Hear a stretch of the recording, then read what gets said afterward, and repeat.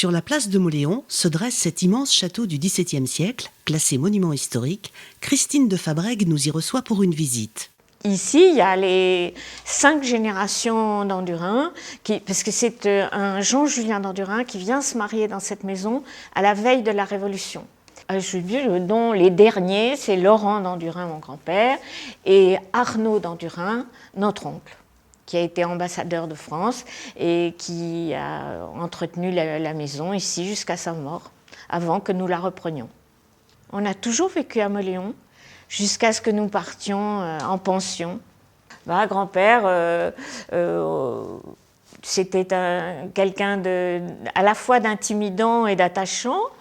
Et je me rappelle surtout, si vous voulez, que comme il n'aimait pas que nous parlions ensemble quand il était là, il nous invitait à déjeuner, toujours l'une après l'autre. On n'était jamais invités ensemble. Alors, on arrive ici dans la salle à manger, comme vous voyez. Mais autrefois, à l'origine, cette pièce, c'était une cuisine, c'était la cuisine. Et ce sont nos arrière-grands-parents qui l'ont transformée, il y a 150 ans environ, en salle à manger. Voilà un décor tout à fait du 19e, avec un beau vaisselier béarnais, la cheminée aussi a été très bien travaillée, tout ce décor est en noyer. Alors, il faut reconnaître que le service n'est plus ce qu'il était, hein. Donc on n'utilise maintenant pratiquement plus ces pièces, elles ne sont pas chauffées de toute façon. De temps en temps, quand on fait un déjeuner un peu somptueux, alors on va mettre le couvert ici, mais très rarement. Cette grande pièce, c'était ce qu'on appelait la salle. Tout le monde se tenait dans cette pièce, à côté de la cuisine. Ce qu'on remarque surtout, c'est cette magnifique cheminée qui est due à des artistes italiens qui voyageaient. Et elle est classée monument historique d'ailleurs, de même que celle que vous verrez au premier étage. Vous voyez, elle comporte tous les éléments qui étaient à la mode à l'époque, des volutes recourbées, des déesses qui sont Flore et Pomone. Il y a les armes d'Arnaud de Maïty, martelées à la Révolution. Alors il y a un piano, un piano forte. Vous voyez, c'est un petit peu l'intermédiaire entre le clavecin et le piano droit d'aujourd'hui.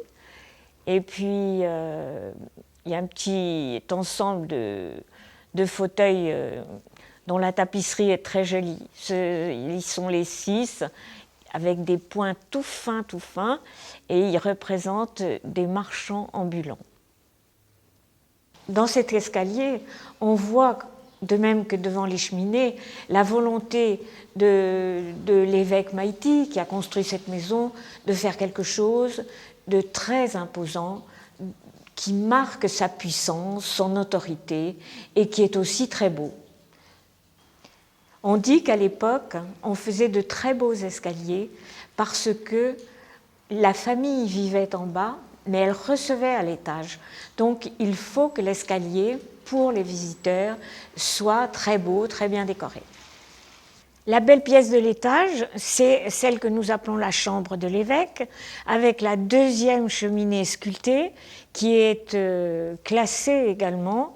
Et quand on la détaille, on voit que son décor est plus fin que sur la cheminée d'en bas. Vous voyez, on retrouve les déesses, mais elles sont posées sur des petites consoles, insérées dans des niches. Les drapés des toilettes est plus fin aussi. Et on voit sur le linteau ces 2 putti italiens qui soulèvent une couronne de laurier au-dessus du monogramme AM Arnaud de Maïty. Alors à l'intérieur de cette table, il y a un livre et c'est vraiment un très beau souvenir qui s'est conservé ici depuis les évêques Maïty. C'est un cadeau que Louis XIII avait offert au premier Maïty parce que l'évêque assistait au mariage du roi avec Anne d'Autriche à Bordeaux et le roi lui avait remis ce cadeau, preuve certainement de l'estime et de la confiance qu'il éprouvait pour son évêque d'Oloron. Alors on monte jusque dans ces combles parce que Vous voyez, on découvre cette magnifique charpente. Je vous rappelle les dimensions de ce toit. C'est 13 mètres à la verticale, 16 à la pente.